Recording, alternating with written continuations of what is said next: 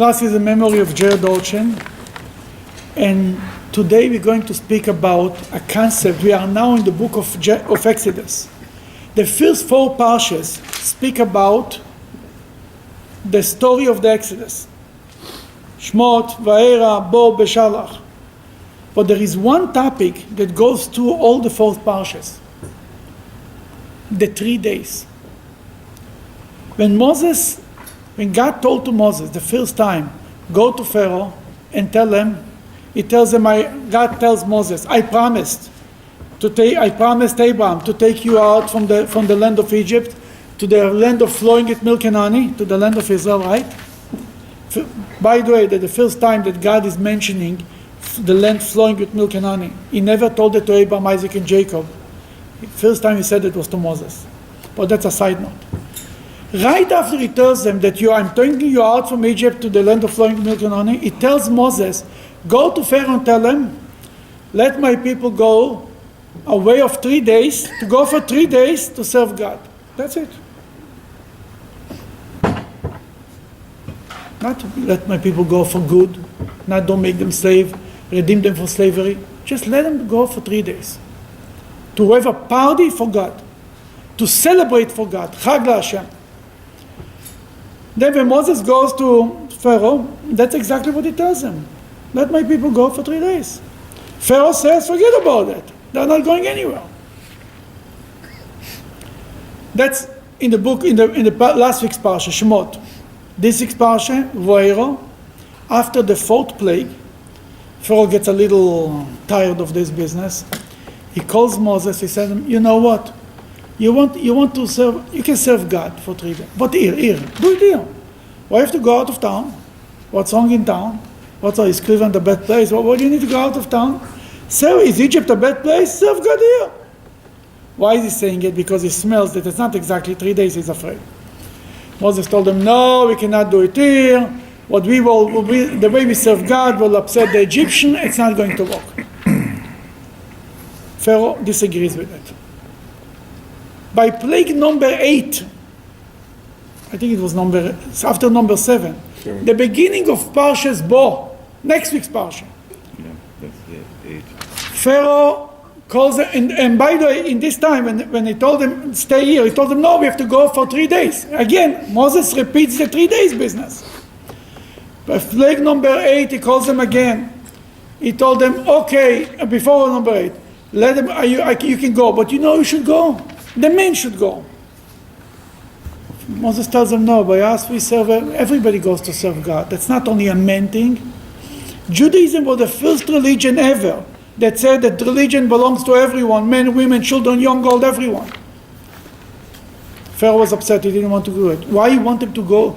And then even tell them, next time he told them, okay, you can go with your children, but leave the candles here. And Moses, he disagreed. But it all was constantly a business of 3 days. We are going only for 3 days and we're coming back. You know how far it went? The week after, Parshat Beshalach, the Jews already left Egypt. It's the night of Pesach, the morning of Pesach. They left Egypt.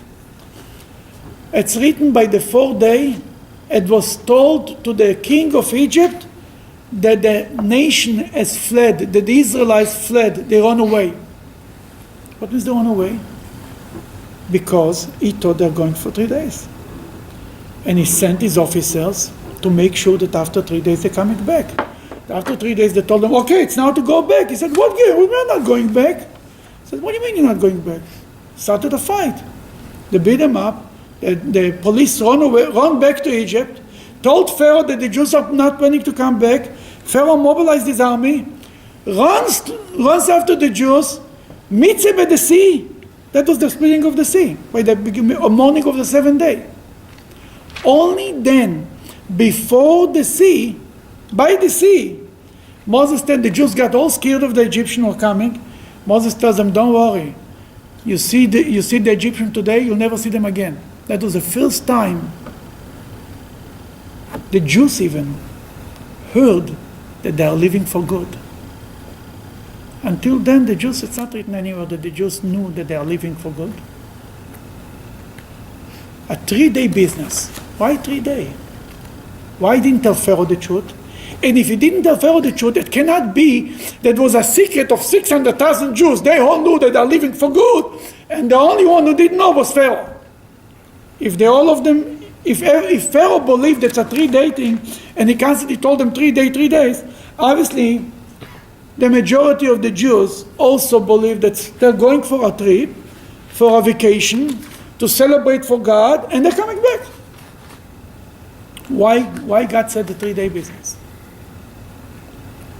There is another white lie in the story that's written right after the 3 days in the book of in the beginning of the Exodus. Right after, when God tells Moses, tell Pharaoh they're going for 3 days, he tells them the next 2 lines. He tells them, make sure that before they left Egypt, the Jews should borrow jewelry and gold and silver and clothing from the Egyptian. Borrow, v'sho'alo. They should ask. Borrow from him. Le'ashil in Hebrew means to ask, to borrow. And then, that was in the first parsha. Then in next week's parsha, when Moses, before the 10th plague, God turns to Moses and he tells him, please make sure that the Jews are borrowing from the Egyptian all the gold and silver. They shouldn't come out empty-handed from Egypt. And then when it actually happened, it's written the 3rd time again. They borrowed gold and silver and clothing, it's more details, and they left Egypt. Did they borrow that? Obviously they did borrow. If the Egyptian would think that they're going for good, would they ever give them the gold and silver and they wouldn't. Then the whole 3-day business, number one, is for the sake of being able to clean up Egypt. They would never give them. It means the Jews thought they're going, they would never give the Jews. If you say, I'm going for a party for 3 days, can you give me your jewelry? I'm coming back, I'll give you my dress, I'll give you. Oh, why not? It can be nice. My neighbor, he worked so hard, I feel guilty.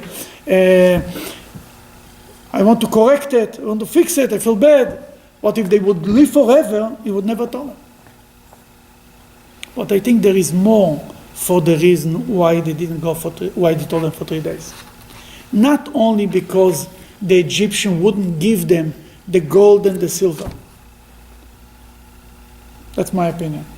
Oh, take it or leave it, do whatever you want. The Jews would never leave. Yeah. Think about it. It's all nice and fine. Yeah, it's better to be a slave in Egypt. But going where? Moses says, we're going. Let's say Moses shows up. We're going to the desert. Really, Moshe, going where? We don't know. God will protect, provide. Are you going? We have food for the children. God will provide. We have medication for the elderly. God will provide. Now there is a story about a guy, a father-in-law, who met his future son-in-law. He asked him, "Are you going to make a living?" He said, "God will provide." Are you going to this? God will provide. He walks out. His wife asks him, "No, what do you think?" He says he has strong belief in God, but he thinks that I'm God. That's the only problem. If they would ask Moses, the regular Jew would tell Moses, Moses, it's a nice idea. I think it's a great idea. Go. We'll give you a donation even. And you'll send us 2 weeks later a telegram and tell us how things are there. What's the weather? How's the weather? And we might come for a vacation. Yeah, for 3 days to check things out. Look, when the Jews, by Korah, by Cyrus, and the second temple, when he called the Jewish people to go back from Babylon to Israel, how many Jews went back to Israel? 42,000 Jews. What did the rest of the Jews did? They gave a donation. They're not going back. And that was to Israel. That was not to the desert. To get the Jews out of Egypt, they needed to tell them the 3 days. Not just for the Egyptians. That from this we learn something very important. Then when you introduce another person to a mitzvah, to Judaism, you don't throw the book on them, literally, the whole book. You tell them 3 days, it's one little mitzvah, chapnish, don't get all worked up. Then you give them another little thing, and another little thing. Before long, he's standing in front of Mount Sinai. But here comes the second question. God wanted that the Jews should leave it from Egypt with a lot of wealth. First of all, it's not stealing for the Egyptian. That was the payment for the for the slavery that they had in Egypt. But why it was so important to God that the Jews should live with money? The Jews left very rich. And God told it to Abraham at the covenant in the beginning. When God told them, your children will be slaves, will be in a foreign land for 400 years, right? And he told them in the end they'll come out with great wealth. And that's why God tells Moses, please make sure my promise should be fulfilled to Abraham that his children will go out with great wealth. Why it was so important to God that the Jews should go out with great wealth? And they have to build the tabernacle. Yeah, you can find one donor. Because what is the mission of the Jewish people? To be a light unto the nation, right? To be leaders. To influence the world to believe in God. Influence cannot come from if you are not successful. The reality of the world is people respect success. Who is sitting in every board of every institution, if it's a hospital or university or a synagogue or you name it? If Bill Gates would come to town, everybody would want to listen to him. He wouldn't give out money. You would pay to hear him. Why? Because he's successful. You want to hear him. From success, from the position of success, you can influence the world. You can make a difference. And that's why God wanted the Jewish people should be successful, should be rich, because then they can make a difference in the world. Tikkun Olam can only come from a position of strength. And that's why God did.